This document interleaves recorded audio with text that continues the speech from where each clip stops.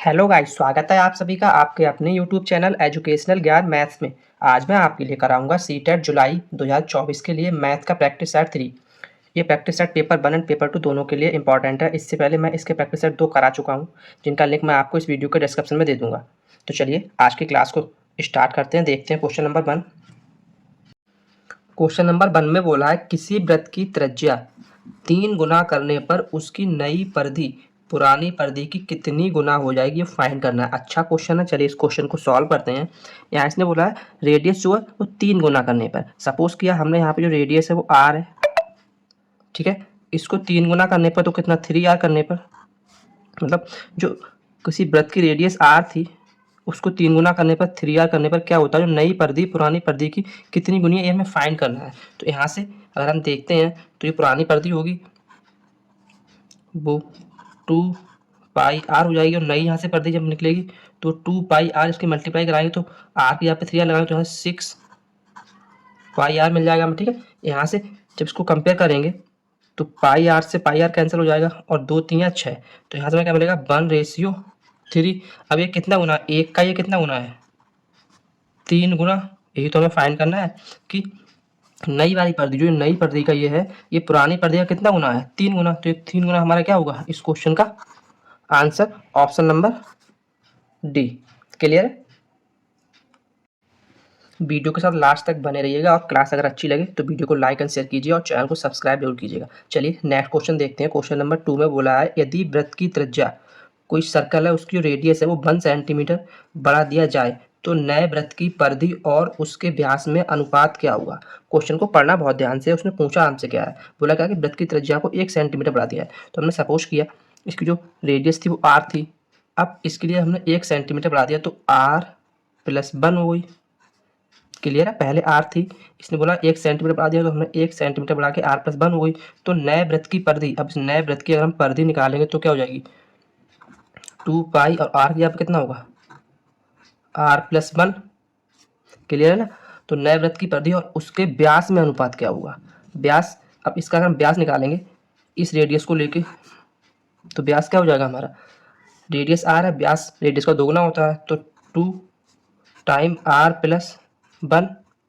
ये तो हमें अनुपात निकालना है कि नए वृत्त की परिधि ये और नए वृत्त का व्यास, इनमें अनुपात क्या है ये हमें फाइंड करना है। तो आर प्लस 1 से आर प्लस 1 कैंसिल हो जाएगा, 2 से 2 कैंसिल हो जाएगा, यहाँ हमें क्या मिल जाएगा पाई रेशियो 1, जो क्या होगा हमारा इस क्वेश्चन का answer option number B.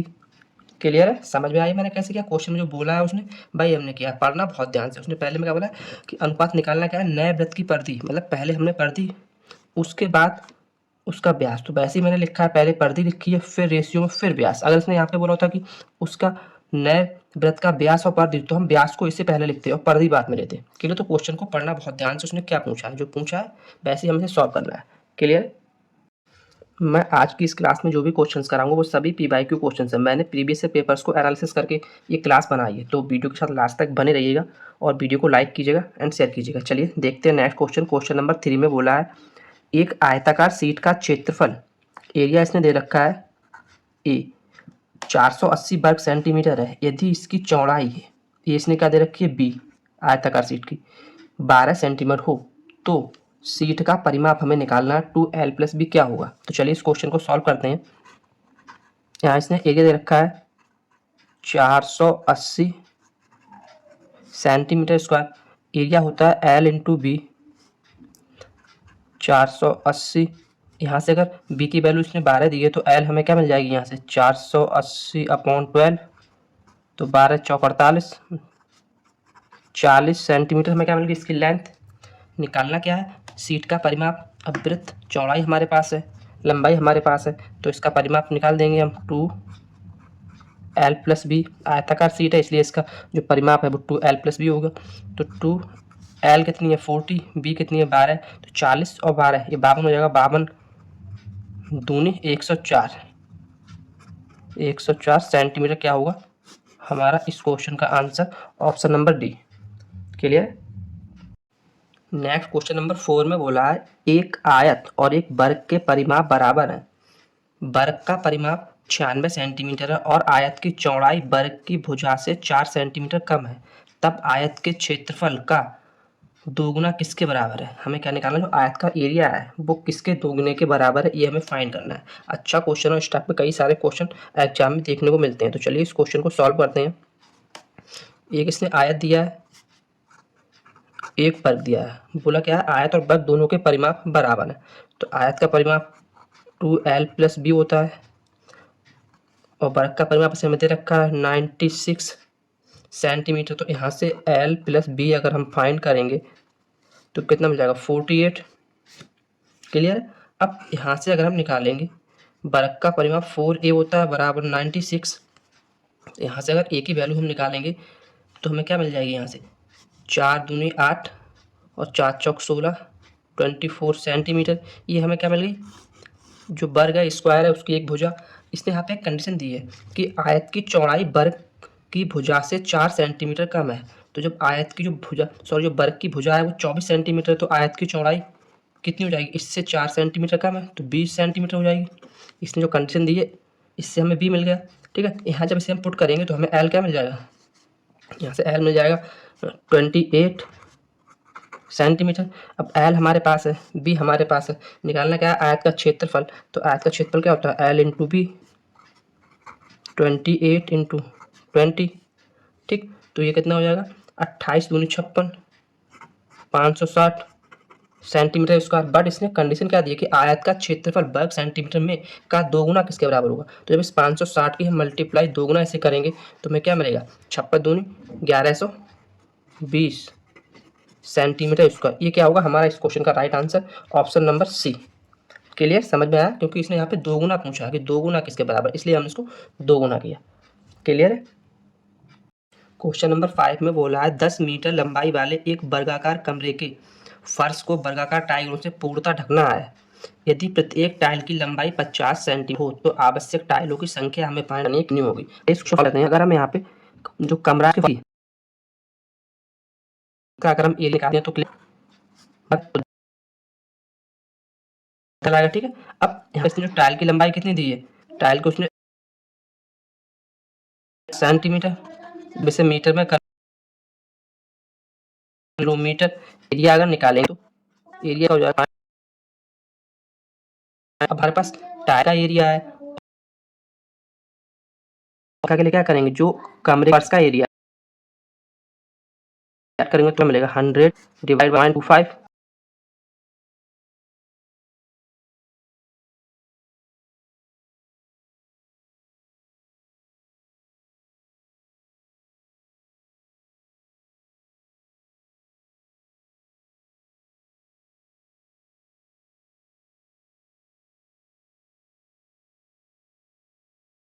Next question number 6 में बोला है दो वर्गों के परिमाप 12 सेंटीमीटर तथा 24 सेंटीमीटर है। बड़े वर्ग का क्षेत्रफल छोटे वर्ग के क्षेत्रफल का कितने गुना है, ये हमें फाइंड करना है। तो यहाँ पे इसने दिया है दो वर्ग दिए हैं, तो पहले वर्ग का हमने अगर यहाँ पे परिमाप लिखा तो 12 सेंटीमीटर और दूसरे वर्ग का परिमाप दिया है 4a2 बराबर 24 सेंटीमीटर। यहाँ से अगर हम a1 फाइंड करेंगे तो क्या मिला, 3 सेंटीमीटर और 1 सेंटीमीटर। ठीक है, निकालना क्या है कि बड़े वर्ग का क्षेत्र वर्ग की भुजा ये है। यहाँ से अगर इसका एरिया निकालेंगे तो कितना हो जाएगा, 9 सेंटीमीटर स्क्वायर, क्योंकि वर्ग का एरिया होता है भुजा स्क्वायर, और 6 छंग 36 सेंटीमीटर स्क्वायर। तो ये यहाँ से कितने गुना है इसका, यही तो हमें फाइंड करना है कि जो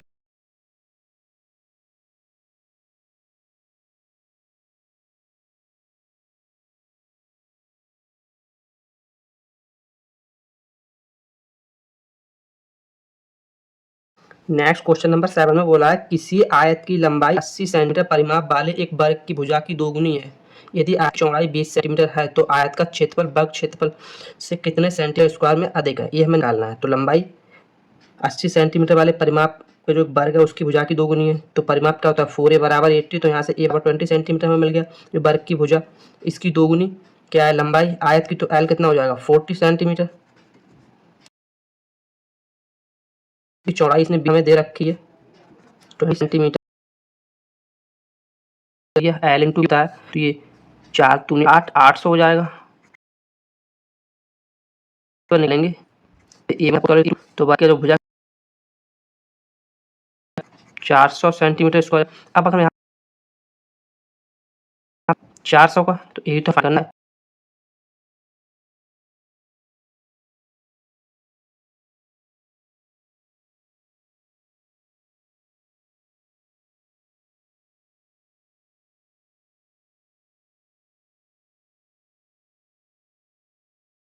क्वेश्चन नंबर 8 में बोला है किसी आयताकार खेत का विकर्ण 17 मीटर तथा परिमाप 46 मीटर है, तो इस खेत का क्षेत्रफल क्या होगा ये हमें निकालना है। तो इसने विकर्ण दे रखा है, इसने आयत का विकर्ण दे रखा है 17 मीटर। विकर्ण होता है हमारा डी बराबर, ये फॉर्मूला होता है अंडर रूट में L square plus B square. तो डी की जगह 17 बराबर L square plus B square. यहाँ पे हमने प्लस के 2 एल भी ऐड कर लिए और माइनस 2 एल भी इसमें से माइनस कर लिया। ये जो है हमारा एक फॉर्मूला बन जाएगा बेसिक सा। 17 बराबर अंडर रूट में अगर हम यहाँ देखेंगे तो ये एल प्लस बी का होल स्क्वायर बन जाएगा माइनस 2 एल बी। ठीक है, आगे इसने बोला कि जो आयताकार खेत है परिमाप 46 है। ठीक है, तो यहाँ पे अगर हम परिमाप क्या होता है 2l प्लस बी बराबर 46, तो यहाँ से अगर हम निकालेंगे तो l प्लस यहाँ क्या मिल जाएगा 23।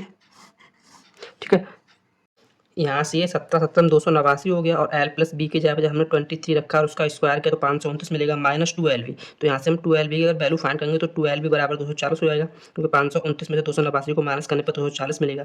यहाँ से l भी फाइंड करेंगे तो हमें क्या मिल जाएगा 120 centimetre square, sorry metre square. यही तो हमें फाइंड करना है, एल बी तो हमें फाइंड करना है। उसने पूछा था तो इस खेत का क्षेत्रफल क्या होगा, तो एल बी ये किसी भी आयत का क्षेत्रफल होता है, ये तो हमें फाइंड करना है। तो 120 centimetre sorry metre square. Next question number 9 में बोला है यदि प्रेक्षणों x, x plus 3, x plus 5, x plus 7, x plus 10 का माध्य 9 है, तब अंतिम 3 प्रेक्षणों का माध्य क्या होगा। इस टाइप के क्वेश्चन पिछली बार भी एग्जाम में देखने को मिले हैं, तो मैंने इसलिए इस क्वेश्चन को भी क्लास में लिया है। तो चलिए इस क्वेश्चन को सॉल्व करते हैं। यहाँ पे हमें निकालना क्या है कि अंतिम 3 प्रेक्षणों का माध्य, तो उसने कुल जो प्रेक्षण दिए उनका माध्य हमें दे रखा है। तो हमारे अकॉर्डिंग माध्य का मतलब फॉर्मूला क्या होता है, sum of total experiment upon number of experiment. तो सम ऑफ टोटल एक्सपेरिमेंट का कितना होगा 10 और 7 17, 17 और 5 यहाँ से 22 और 3 25, और एक्स कितनी है 1 2 3 4 5। तो यहाँ से हमें हो जाएगा 5x प्लस 25 अपॉन 1 2 3 4 5, कुल 5 नंबर है और कितना दे रखा है 9। तो यहाँ से अगर सॉल्व करेंगे तो 5 से अगर ये काटेंगे तो x, यहाँ से अगर 5 कॉमन ले लेंगे तो 5 से 5 कट जाएगा, x प्लस 5 बच जाएगा बराबर 9। तो यहाँ से x बराबर कितना मिल जाएगा 4। x की वैल्यू हमें मिल गई। निकालना क्या है, अंतिम 3 प्रेक्षण निकालने हैं। तो यहाँ से अगर इसकी वैल्यू पुट करेंगे x बराबर 4, तो ये हमें मिल जाएगा कितना 14। यहाँ पुट करेंगे तो ये 7 और 4 11 मिल जाएगा, और इसमें अगर पुट करेंगे इस वाले में तो ये 9 मिल जाएगा। ठीक है, अब इन सबको अगर हम ऐड करेंगे तो 11 और 9 20 और 14 34 हो जाएगा, मतलब 34। अंतिम 3 का निकालना है, डिवाइड बाई 3। यहाँ से सॉल्व करेंगे तो क्या मिलेगा 3 एकम 3 3 एकम 3.33, मतलब 11.33। क्या होगा हमारा इस क्वेश्चन का right answer, option number C. Clear है। चलिए देखते हैं नेक्स्ट क्वेश्चन। क्वेश्चन नंबर 10 में बोला है 16 13 15 11 x 8 और 7 का औसत 12 है, तो x की वैल्यू हमें फाइंड करनी है, क्या होगा। तो सिंपल सा फॉर्मूला है इसको निकालने का, सिंपल सा क्वेश्चन भी हमें क्या निकालना है एवरेज निकालना है। तो एवरेज का फॉर्मूला क्या होता है sum of total number upon number of upon total number. तो यहाँ से अगर सम करेंगे इनका हम तो कितना होगा 8 और 7 15, 15 और 11 हो जाएगा हमारा 26, 26 और 15 41 हो जाएगा, 41 और 13 यहाँ से 54, 54 और 16 70। तो यहाँ कितना हो जाएगा 70 प्लस एक्स अपॉन में कुल कितने नंबर है 1 2 3 4 5 6 7, 70 प्लस एक्स अपॉन 7 बराबर में कितना 12 दे रखा है। तो यहाँ से अगर सॉल्व करेंगे तो 70 प्लस एक्स बराबर 12 7 84 हो जाएगा। तो यहाँ से अगर हम एक्स की वैल्यू निकालेंगे तो कितना मिल जाएगा 40। क्लियर है, ऑप्शन नंबर डी। समझ में आया। मैंने इस क्लास में जो भी क्वेश्चन लिए हैं वो इजी टू मॉडरेट क्वेश्चन है, जो सीटेट पेपर 1 एंड पेपर 2 दोनों के लिए काफ़ी इंपॉर्टेंट है। तो वीडियो के साथ लास्ट तक जरूर बने रहिएगा। तो चलिए नेक्स्ट क्वेश्चन देखते हैं। क्वेश्चन नंबर 11 में बोला है यदि प्रथम n प्राकृत संख्याओं का माध्य 15 है तो n का मान क्या होगा, ये हमें निकालना है। तो यहाँ पे एक बेसिक सा फॉर्मूला होता है, अगर हमें जो प्रथम n प्राकृत संख्याओं का माध्य निकालना है तो उसके लिए फॉर्मूला होता है n प्लस 1 अपॉन 2। ये होता है प्रथम n प्राकृतिक संख्याओं का माध्य निकालने का फॉर्मूला। इसने बराबर में दे रखा कितना 15 है। यहाँ से अगर हम n प्लस 1 की वैल्यू निकालेंगे तो कितना 30 हो जाएगा। ठीक है। यहाँ से हमें एन की वैल्यू फाइंड करनी है, तो बंद रखे माइनस हो जाएगा, कितना मिल जाएगा 29। ये तो हमें निकालना है, एन की वैल्यू तो हमें फाइंड करनी है कि एन का मान क्या होगा, option number C. Clear. Next और आज की इस क्लास का लास्ट क्वेश्चन नंबर 12 दिया है, कारखाने में कार्यरत कुछ लोग, उनकी आयु वर्षों में इस प्रकार है 31, 41, 28, 54, 34, 27, 23, 33, 35 और 42। तो आयु का परिसर फाइंड करना है। परिसर पर बेस्ड एक क्वेश्चन हमें सीटेट एग्जाम में देखने को मिलता है ये। तो चलिए इस क्वेश्चन को सॉल्व करते हैं। अगर इस टाइप का क्वेश्चन मिलता है तो हमें करना क्या है, सबसे पहले जो भी हमें ये डिजिट दिए हैं इनके लिए हमें असेंडिंग आरोही क्रम में लगाना है। किस में लगाना है, आरोही क्रम में, जिसे हम बोलते हैं असेंडिंग ऑर्डर में। तो चलिए अगर इन्हें पुट करते हैं तो सबसे पहले आएगा 23, फिर आएगा 27, 23, 27, फिर इसके बाद 28, फिर 31, इसके बाद आएगा 33, 33 के बाद 34 भी दिया है, 35 भी दिया है, इसके बाद 35 के बाद 41, 41 के बाद इसमें दिया है 42 भी दिया है, और 42 के बाद लास्ट आ जाएगा 54। ठीक है, ये हमने से असेंडिंग ऑर्डर आरोही क्रम में लगा लिया। अब परिसर निकालने का फॉर्मूला क्या होता है, परिसर हमारा क्या होता है, अगर इस तरह असेंडिंग ऑर्डर में लगाएं फिर करना क्या है, मैक्सिमम माइनस मिनिमम, ये हमारा परिसर होता है। मैक्सिमम कितना है 54, मिनिमम कितना है 23, मतलब अधिकतम में से जो न्यूनतम है उसे माइनस करेंगे, जो हमें मिलेगा वो हमारा परिसर होगा। एक पर्सन, आप कभी भी किसी भी क्वेश्चन में परिसर निकालने को बोले तो आप ऐसे ही निकालेंगे, मैक्सिमम में से मिनिमम वाले को माइनस कर देंगे एक असेंडिंग ऑर्डर में लगा के। तो यहाँ से क्या मिलेगा, 4 में से 3 जाएगा 1 मिलेगा, और 5 में से 2 जाएगा 3 मिल जाएगा। 31 क्या होगा हमारा 31 वर्ष। ये क्या होगा हमारे इस क्वेश्चन का right answer, option number A. Clear है। तो आज के लिए इतना ही, मिलते हैं कल एक और शानदार क्लास के साथ। थैंक्स।